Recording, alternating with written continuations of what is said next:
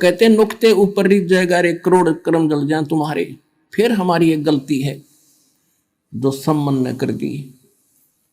उसने क्या गलती की, उसके मन में एक बात बैठ गई कि हे परमात्मा, मैं धनी होता तो सतगुरु की सेवा के लिए मुझे अपना बालक काटना नहीं पड़ता। अब लड़के की गर्दन काटना ये छोटी बात नहीं। और काट दी, फिर उसके बाद उसके दिल में ऐसी ठेस लगी कि ये मैंने क्यों करना पड़ा कि मेरे पास धन नहीं था। अब वो धन न मांगता रहा, परमात्मा ने उससे जीवन में एक नंबर का सेठ बना दिया। लेकिन सेव और उसकी मां ने की, उनको ज्ञान गजब का समझ में आ गया था, वो तो पार हो गए। ये सम्मान रह गया, माया माया करता, मृत्यु होगी। अगले जन्म में ये नौ शेरवान नाम के एक शहर में नौ शेर खान नाम का राजा बना, बादशाह बन गया। क्योंकि इतना दान सेक्रीफाइस कर रखा था, जब घना धन मालिक ने दिया, इसने डिट के फिर भी दान किया था, उस दान के प्रतिफल में यो बादशाह बन गया। और इसके 80 खजाने थे, 80 गंज बोले हैं। एक यानी जमीन में दाब्या करते पहले राजा लोग, और उस पर एक झंडा टांग देते थे, ध्वजा। तो इसकी 80 ध्वजा टंगी हुई थी। तो राजाओं को दूर के राजाओं, गुप्तचर लोग बता दिया करते थे कि उस राजा के 80 गंज खजाने हैं। 80 गंज, एक गंज में अरबों खरबों का खजाना होता है, हीरे पन्ने लाल ऐसे ऐसे, सोना चांदी। अब वो तक खूब चौड़ा हुआ बैठा राजा बन के, इतना धन है मेरा, और कंजूस इतना हो गया, दान नहीं करता। तो काल चाहता है कि ये भक्तिहीन हो, इसका भट्ठा बैठे, सारे खजाने दाबे में बैठे, कल मृत्यु हो जाती, गधा बनाओ। वो खजाने के काम आते उस मूर्ख के, वही सम्मान था। अब कहते गोता जो जन मेरी शरण है, ताका हूं मैं दास, और गैल गैल ला गया फिरूं जब तक धरती आकाश। अब परमात्मा का काम बढ़ाया, अपनी विरान माटी करवाई। अब भगवान फिर पहुंचे वहां एक साधु रूप बना के, और जाके कहा महाराज कुछ दान दे दो। देखो हमारी बुद्धि सेट करने के लिए, हमें उभारने के लिए भिखारी बने भगवान। साधु संत बनकर कहा कि मुझे कुछ दान दक्षिणा करो। तो राजा इतना बुद्धिहीन हो गया, क्योंकि जितनी माया घनी होगी उतना कंजूस बनेगा, और बुरे काम में लाओगा, अच्छे काम में जीव ला नहीं सकता जब तक भगवान साथ नहीं होगा। तो वो राजा कहने लगा कि महाराज मेरे पास पैसे नहीं है। परमात्मा ने कहा कि देखो ये 80 ध्वजा फहरा रही है तेरी, आप क्यों झूठ बोलते हो, कुछ दान कर दो भाई, देख कल्याण होगा तेरा। कहने लगे बाबा जी ये मैं तो लोग दिखावा कर रखा है, इसमें कोल्हे दाब रखे, कोल्हे सच बताऊं, कोल्हे हीरे हरे कोली इसमें। परमात्मा बोले ठीक है, जैसी तेरी नीत है भाई, ये कोल्हे हो जाएंगे फिर तेरे लिए।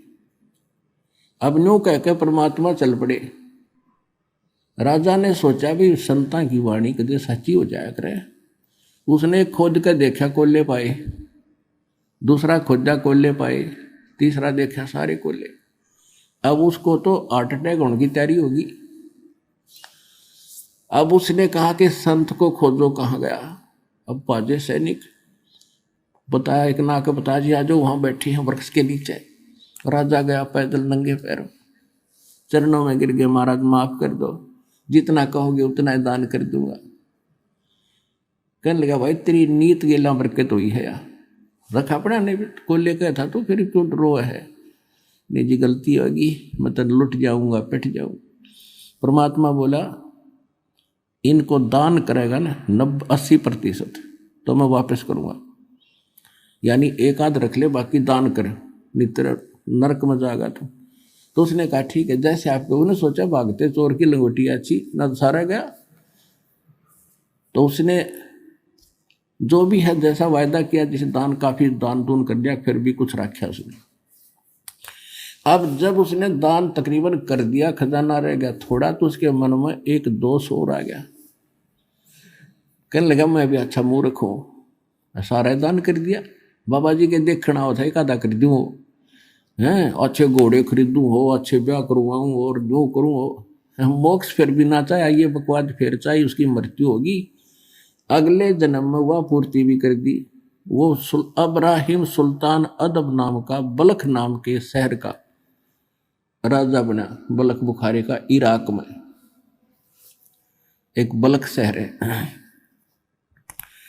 तो वहां वो राजा बना और इतना धन दे दिया, क्योंकि जैसा आपने किया भगवान वो तो आपको साथ देता ही रहेगा। इतना धन दे दिया कि उसने 18 करोड़ तक घोड़े खरीद रखे, 18 करोड़, और हजारों की संख्या में ब्याह करवा लिए।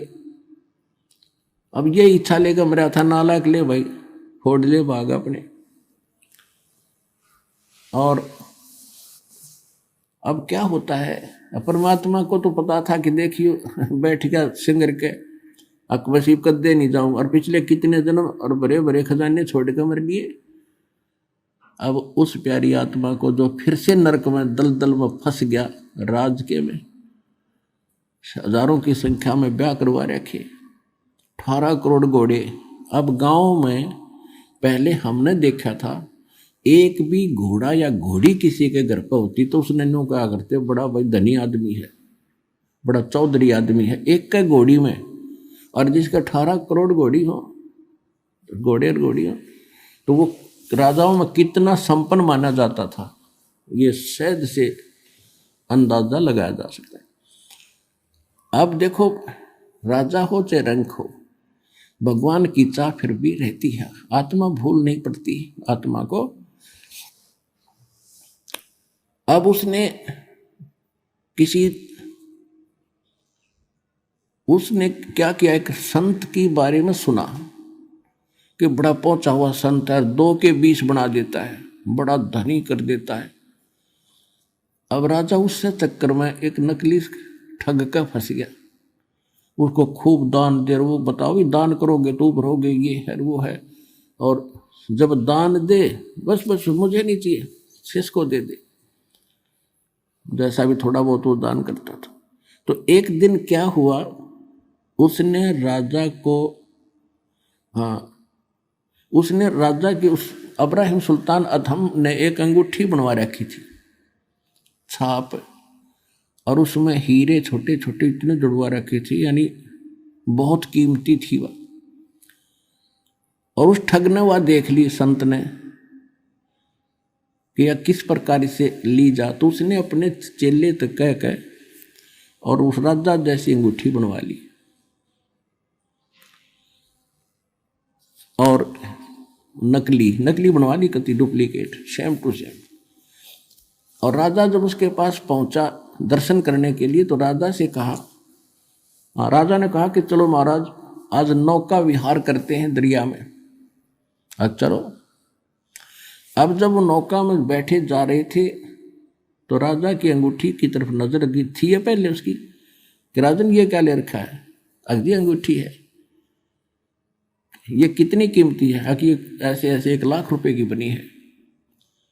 अच्छा, वाह भाई वाह। और उस नाविक को कहता है, पतवार को, माँ उसको कि भी सीधा चला, इधर चल इधर। राजा का ध्यान इधर हुआ, वह अंगूठी बदल ली और कहता है अच्छा इतनी कीमती हमारे किस काम की, वह फेंक दी दरिया में। राजा ने सोचा कि बड़ा त्यागी बैरागी भाई, ये तो संत के कमाल की बात है, इसकी लालच ही नहीं इसके मन में, और ज्यादा डिवोट हो गया उसके ऊपर, भाई संत होता है ऐसा हो। अब कुछ दिनों के बाद क्या हुआ, उस चेले की गुरु की बिगड़गी कहते हैं गुरु लोभी शेष लालची दोनों खेल लेंदा, और दोनों डूबे बापुड़ा चढ़ पत्थर की नाव। तो पत्थर की नाव पर बैठे थे, एक दिन तक उनका जूत बाजना ही था। उस चेले ने मंत्री को बता दिया कि ये संत नहीं, ये ठग है, और राजा की जो अंगूठी थी ना, इसने दरिया में नहीं फेंकी, ये खुद दबाए बैठा है। मंत्री ने कही राजा को, राजा के यह बात गला उतरे नहीं, अग्नि ने ऐसा नहीं हो सकता। तो मंत्री बड़ा समझदार था, उसने वो बोला शेष कि अभी सच्ची बता, राजा तक की बात जाएगी, बात बिगड़ जाएगी। ने बोला जी कत्ती सच्ची है। उस सुनार के पास ले गया जिससे उसने डुप्लीकेट बनवाई थी। वजीर वहां गया तो उसने बता दिया सुनार ने, हाँ ये चेला बनवा के ले गया था और कह रहा था गुरु जी ने बनवाई, सेम टू सेम जैसी राजा की बनाई थी मैंने ऐसी नकली बना रखी। तब दृढ़ मंत्री ने राजा को कहा जी सचमुच ऐसा ही है, मैं आपको जो कह रहा हूँ वो ठग है बिल्कुल। तो राजा बोला वो प्रमाण है कहाँ जी? वो बता रहा है कि वहाँ दबा रखी है। उसी दिन राजा ने जाके छापा मारा, वह स्थान खोजा, वह नौकरी न उठी पाएगी। राजा ने उस संत का दे लातों दे मुक्या, पहले तो उसकी दे ही तोड़ी और फिर भगा दिया कि इस राज में नहीं दिख जाएगा मेरे को। अब उसके बाद उसके मन में उन संतों के प्रति हेट होगी, नफरत होगी। उसने आसपास के जितने संत थे सबको पकड़वा लिया, जो भी जहां मिला खिला वो पकड़ गए। अब डर, राजा वो धार्मिक राजा होते थे, उनको डर तो रहता है कि कोई सचमुच अच्छा भी संत हो सकता है, ऐसे नहीं किसी को तंग करना चाहिए, कोई बद्दुआ ना दे दे। तो वो क्या करता था कि सबसे प्रसन्न करता था कि तुमने भगवान देखा और देखा है तो मुझे दिखा। अब देखा ही नहीं क्योंकि तो बेचून का है तो नहीं देखा जी, वो बताते अनुभव करो, अनुभव से ऐसे होगा कि चलो। वो जेल में डालने शुरू कर दिए और चक्की पीसो। ऐसे 360 संत पकड़ लिए और जेल में डाल दिए। बाकी डरते आवन ही वो छोड़ गए उसकी सीमा को। अब देखो परमात्मा के लिए डबल समस्या। एक तो थोड़े बहुत भक्ति करने लगे थे, वो नास्तिक बनाने की तरफ चल पड़े काल के दूत। और भगत चाकी पीसर भगवान ने याद करें, वो आत्मा तो कबीरा भगवान की थी कि परमात्मा तेरे नाम पर लगे आज ये इतना कष्ट हमें। और उधर से उस राजा को नरक से निकालना था। अब क्या बता